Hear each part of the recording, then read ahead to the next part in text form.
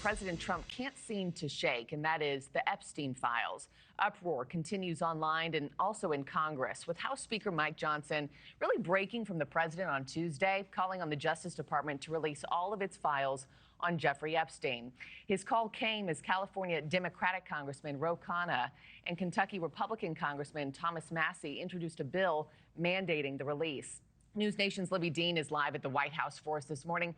And Libby, what's going to happen next here? Because President Trump says his administration will not be pressured. And they say there's really nothing else to see.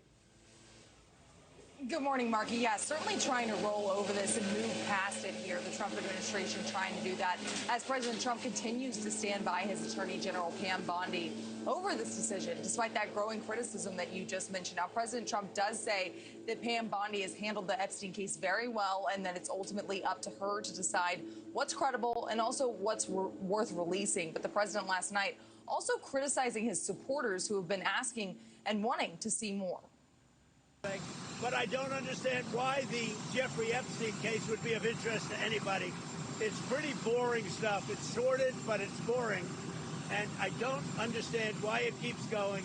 I think really only pretty bad people, including fake news, want to keep something like that going.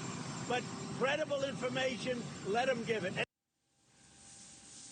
Those remarks from the president come after a growing list of Republican lawmakers call for more transparency.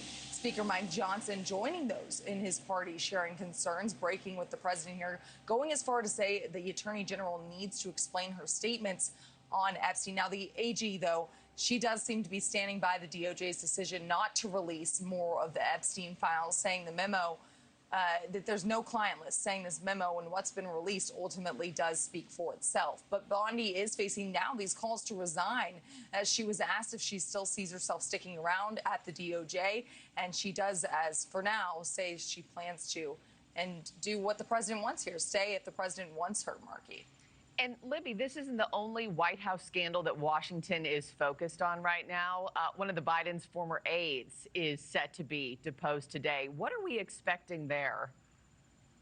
Yeah, this is a big one today, Markie. Jill Biden's former chief of staff and former assistant to President Biden is expected to appear before the House Oversight Committee later this morning on the alleged cover-up of Biden's mental acuity. Now, Anthony Bernal, that's who I'm speaking of, was subpoenaed last month after refusing to appear for a transcribed interview as part of the committee's investigation.